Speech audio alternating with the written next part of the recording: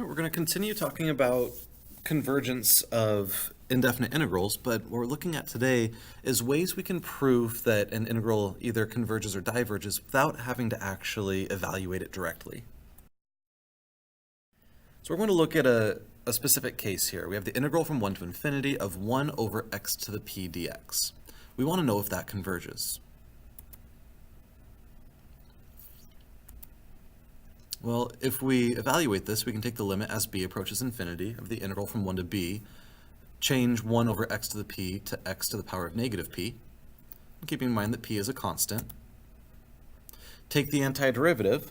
When we take the antiderivative of x to a constant, we increase that exponent by 1, so we have negative p plus 1, and we multiply by the reciprocal of the new exponent, so we get 1 over negative p plus 1, and this is evaluated from 1 to b. So we have the limit as b goes to infinity. We've plugged in our limits of integration for x. And now we have to think about what happens here. Now 1 to the power of negative p plus 1 over negative p plus 1 is going to be finite no matter what for all values of p greater than 0. So if we're just trying to determine if this converges or diverges, we know that the right-hand side is just going to give us a number. Now we have to think about the left-hand side. If p is less than 1, so if p is some number between 0 and 1, then b to the power of negative p plus 1 would give us b to the power of some positive number. That's going to get larger and larger as b approaches infinity. So if b is approaching infinity, even if you're taking the 100th root, that 100th root of infinity is still approaching infinity. So that integral would diverge if p is less than 1. If p is greater than 1, then that's going to give us a negative exponent. So a large number raised to a negative exponent is 1 over that large number raised to a positive exponent, and that approaches 0. So that would mean that the integral is going to converge. And the only case we're left with now is what happens if p equals 1. Because notice if p equals 1, the antiderivative we use there, that doesn't work. If we take the integral of x to the negative 1, that's the integral of 1 over x, so that's natural log of x. So we have the limit as b goes to infinity of natural log of b minus natural log of 1, and that approaches infinity. So if p equals 1, this integral also diverges.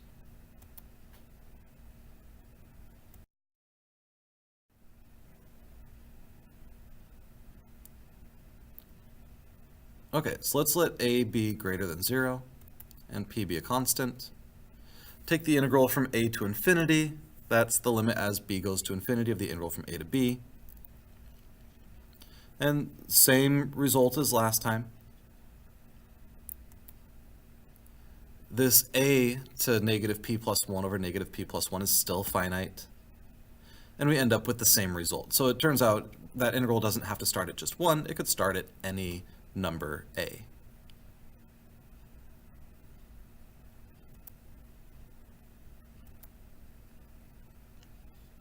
So as long as the lower limit of integration is any number greater than 0, we're going to have this result, that if that exponent is less than or equal to 1, the integral is going to diverge. If that exponent is greater than 1, the integral is going to converge. Determine the convergence or divergence of these integrals. Integral from 1 to infinity of 1 over x to the 4th dx. Give you a moment to think about it. That converges because p is equal to 4, which is greater than 1. The second one here, p equals 1/2, that's less than 1, so that diverges. This is the special case where p equals 1, diverges. In this case, the integral starts at 5, goes from 5 to infinity, so the lower limit is a number greater than 0, we're okay there. Our exponent p equals 4/3, that's greater than 1, this converges. Converges, diverges. This one was a bit of a trick here. It's finite because the limit doesn't go to infinity, it just goes from 1 to 100. We could evaluate that and come up with some finite number. And finally, this last one here, a little bit different because we have a 7 on top, but we could factor the 7 out to the outside, get 7 times the integral of 1, the integral from 1 to infinity of 1 over x squared. P equals 2, which is greater than 1, so this converges.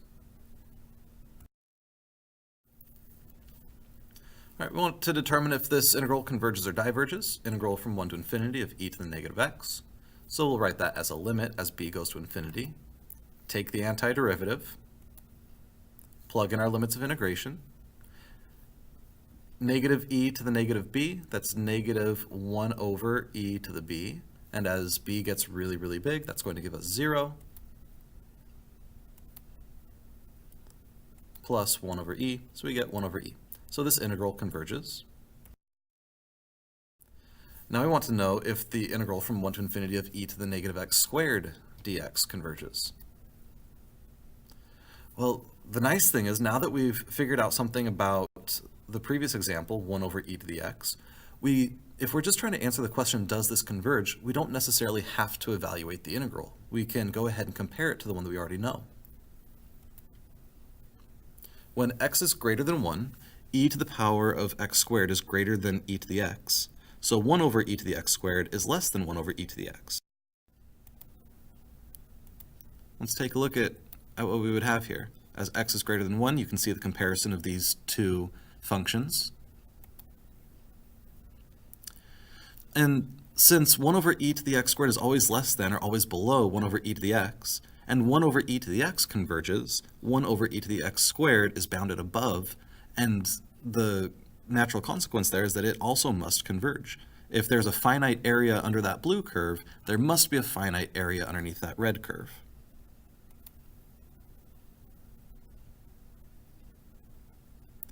So this was really nice. We were able to prove that the integral from 1 to infinity of 1 over e to the x squared dx converges without ever having to try to take that antiderivative.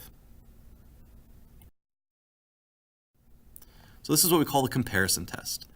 If f and g are two continuous functions on the interval from a to infinity, and they're both positive, f is less than g, then we can conclude that if the integral from a to infinity of g of x converges, then the integral from a to infinity of f of x also converges. Because f is less than g, it's trapped down below. If there's a finite area under g, there must also be a finite area underneath f. We could also conclude that if the integral from a to infinity of f of x diverges, so there's an infinite area underneath f of x, then the integral from a to infinity of g of x also diverges.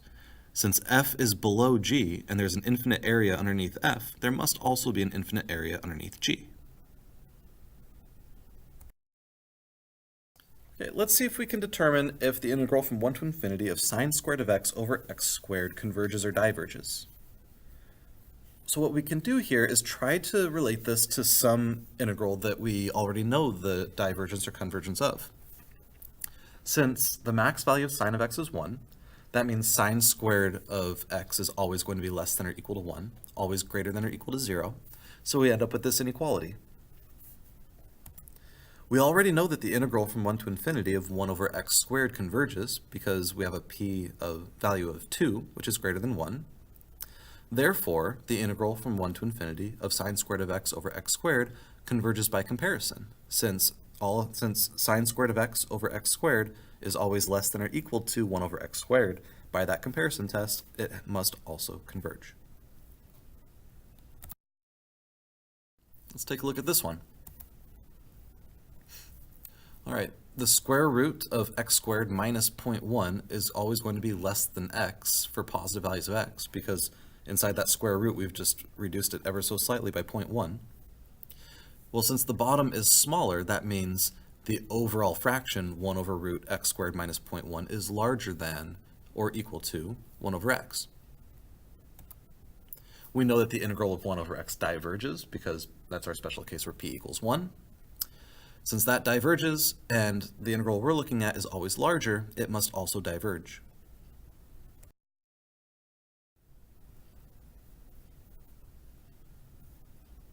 Okay, if two functions grow at the same rate, then they either both converge or they both diverge.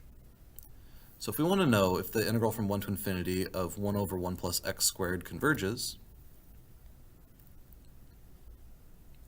we can compare this to 1 over x squared. So we can check to see if these grow at the same rate by taking the limit as x goes to infinity of 1 over the other. This limit, applying L'Hopital's rule, gives us 1. They grow at the same rate. Therefore, they both have the same behavior. They either both converge or they both diverge. We know that the integral from 1 to infinity of 1 over x squared converges. Therefore, the integral from 1 to infinity of 1 over 1 plus x squared dx also converges. Now we could have shown this directly because we actually can take this antiderivative, that's inverse tangent, from 1 to b where b approaches infinity. If we recall what the tangent curve looks like, we can figure out what inverse tangent is. So as b approaches infinity, we would have to think to ourselves, tangent of what value would give me infinity, and that's pi over 2. And inverse tangent of 1, we would think tangent of what value gives us 1, and that's pi over 4. So we end up with pi over 4. Now you can see that this is a little bit stronger than what we did previously. Prior to this, we were able to state that this converges, but not what it converges to. By evaluating the integral directly, not only can we say it converges, but we're able to say this converges to pi over 4.